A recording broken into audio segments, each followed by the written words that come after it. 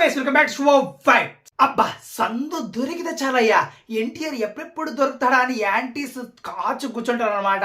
So ఎప్పుడెప్పుడు దొరుకుతారా అని నిన్న స్పీచ్ లో కొంచెం ఎక్కడో స్లిప్ అయ్యి ఒక మాట అన్నాడు అనమాట ఒక ఫ్యాన్ ని. సో అల్లరి చేస్తూ ఉంటే అది పట్టుకున్నారా ఇంకా మామూలు కాదు. ఫేస్బుక్, ట్విట్టర్, వాట్సాప్, ఇన్స్టాగ్రామ్, అసలు ఎన్ని యాప్లు ఉంటే అన్ని యాప్ల్లో కూడా మొత్తం దింపేశారనమాట. చూసారా ఎలా ఆడుతున్నాడో, చూసారా వీడి బలుపు. సో అందుకే నెత్తిరెక్కించుకోకూడదు ఎక్కువ. చూసారా ఏమంటున్నాడో అని వీడియో క్లిప్లో అది మాత్రమే ప్లే చేయడం.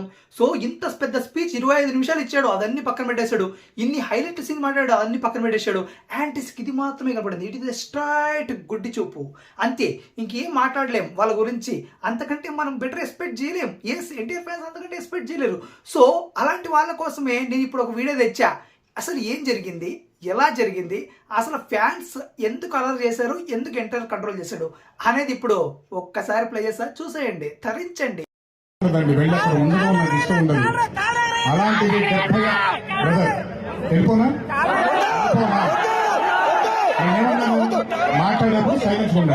అర్థమైందా యాంటీస్ ఇదన్నమాట సమాచారం. సో ఎన్టీఆర్ వార్నింగ్ ఇచ్చాడు. ఫ్యాన్స్ వద్దన్నా వెళ్ళొద్దన్నా, అసలు వెళ్ళొద్దన్నా సారీ అన్నా అని చెప్పాడు.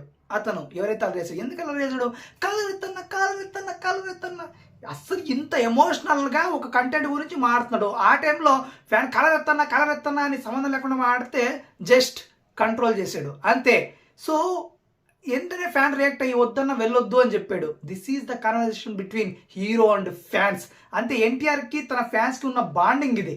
అంతేగాని ప్రతి ఒక్కడు ఇప్పుడు దాన్ని వేసుకుని చూసారు ఎలా అంటున్నారు, తిట్టించుకున్నాడు బాగానే ఉన్నాడు, తిట్టినాడు బాగానే ఉన్నాడు, మధ్యలో మీకేంట్రా చీపొద్ది, చీనొప్పి మొత్తానికి ఏదో ఒకటి లేపాలంతే. సో మొత్తానికి ఏదో ఒకటి నెగిటివిటీ తేవాలి అంతే, ఎన్టీఆర్ని బ్యాడ్ చేయాలి అంతే.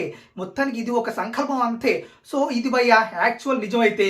సో ఎన్టీఆర్కి ఫ్యాన్స్కి చాలా ఎమోషనల్ కనెక్ట్ ఉంటుంది అనమాట. తను తప్ప ఎవరు వాళ్ళని కంట్రోల్ చేయలేడు.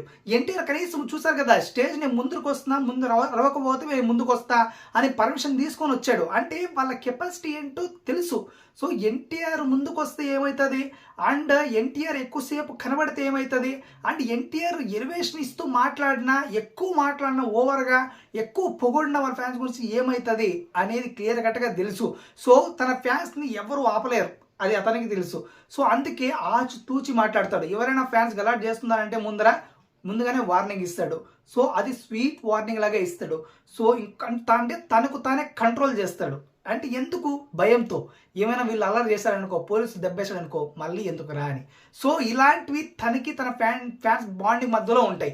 సో ఈ బాండింగ్ అవతలున్న వాళ్ళు మాత్రం ఇది అర్థం కాదు. సో అందుకే కొంచెం డీటెయిల్గా వెళ్ళి తెలుసుకొని మనం ట్వీట్ చేయాలన్నమాట, లేకపోతే వేయకూడదు. ఎందుకు టైం వేస్ట్. సో మొత్తానికి ఇది చాలామంది ఇప్పుడు నెగిటివ్గా ఎన్టీఆర్ గారిని ప్రొజెక్ట్ చేస్తున్నారు. అందుకని నేను స్పెషల్గా ఈ వీడియో చేయాల్సి వచ్చింది అనమాట. సో ఓకే భయ్యా, మీకు క్లారిటీ వచ్చింది కదా. చాలామంది ఫ్యాన్స్ కూడా హట్ అయిన వాళ్ళు కూడా క్లారిటీ వచ్చింది కదా. ఇదన్నమాట సంగతి అయితే. సో మొత్తానికి ఇది భయ్యా సంగతి అయితే. మరి మీకు ఏమనిపించింది ఈ మ్యాటర్ వినగానే, చూడగానే? తప్పకుండా మన కాంట్రోల్ తెలియజేయండి. ఇంకా తెలుసు, సబ్స్క్రైబ్ చేసుకొని గంట కొట్టి చెక్కేయండి.